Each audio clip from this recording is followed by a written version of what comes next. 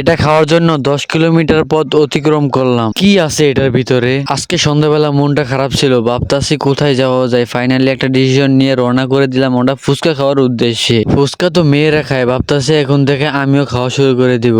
কারণ এই ছেলে মানুষরাই মেয়েদেরকে ফুচকা খাওয়া শিখিয়েছে। কারণ মেয়েরা অন্যের টাকা দিয়ে খায়, নিজের টাকা দিয়ে খায় না। যদি নিজের টাকাতে খাওয়ানো লাগতো তাইলে আর এই দোকানের ভিতরে এত ভিড় থাকতো না। আপনাদের কি মতামত অবশ্যই কমেন্টে বলে যাবেন। ফাইনালি এখন রওনা করে দিয়েছি সেই গন্তব্য স্থানে যাওয়ার জন্য, অর্থাৎ আমাদের বাড়ি থেকে গোসাইট বাজারে যাওয়া লাগবে। কারণ গোসাইট বাজারে ব্রিজের উপরে সেই ফুচকার দোকান বসে। দোকানে খাওয়ার চাইতে কিন্তু ব্রিজের উপরে খাওয়ার স্বাদটা অন্যরকম। তাই সবকিছু ভেবে চিন্তায় আইসা পড়লাম গোসাইরহাট বাজারে। ফাইনালি কিছুক্ষণ পর ফুচকা খাবো। ওমা, আইসা দেখি ব্রিজ পুরা ফাঁকা, একটা ফুচকার দোকানও নাই। বাড়ি থেকে কত স্বপ্ন নিয়ে এসেছি, ঝালমুড়ি খাবো, ফুচকা খাবো, চটপুরি খাবো, তারপর হালিম খেয়ে রওনা করে দিব। আমার সব স্বপ্ন একবার মাটি হয়ে গেল। এই জিদ্দে গোসাইরহাট বাজার থেকে বের হয়ে একটানে এসে বললাম আমাদের কোদালপুর বাজারে। আইসেই অর্ডার করে দিলাম ফুচকা। দেখি কিছুক্ষণ পর কি সুন্দর একটা ফুচকা এসে গেছে। আমার তো এখনই লোল আইসা পড়ছে, সাথে ছিল চটপুরি। 10 কিলোমিটার রাস্তা অতিক্রম করার পর ফাইনালি এটা আমরা খাইতে পারলাম। এইখানে না খাইতে পারলে আফসোস লাগতো, কারণ এত কিলোমিটার রাস্তা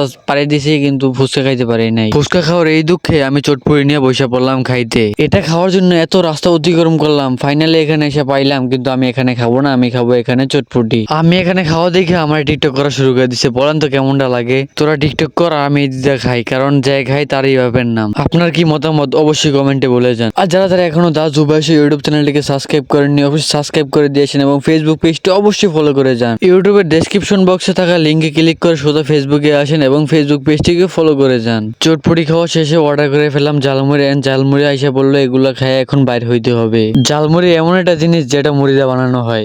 খাওয়া দাওয়া শেষ, সোনার বাংলাদেশ। এখন সোজা যাইতে হবে আমাদের বাড়িতে। আর আমার ভয়েস কোয়ালিটি একটু খারাপ হতে পারে, কারণ আমি একটু অসুস্থ আছি। এই অসুস্থ শরীর নিয়ে আপনাদের মাঝে ভিডিও আপলোড করতেছি, কারণ কিছুদিন যাবত আমার আইডিটা ডাউন হয়ে আছে। সবাই একটু জাগিয়ে তুলুন, আপনাদের ভালোবাসায় আবার আইডিটা জাগিয়ে উঠবে। সবাইকে পবিত্র শবে বরাতের শুভেচ্ছা। আমি সুস্থ থাকলে ইনশাল্লাহ এইখানে প্রতিদিন ভিডিও আপলোড করা হবে। প্রতিদিনের নতুন নতুন ভিডিও পেতে আমাদের সাথেই থাকুন। দেখা হবে নেক্সট ব্লগে। আল্লাহ হাফেজ।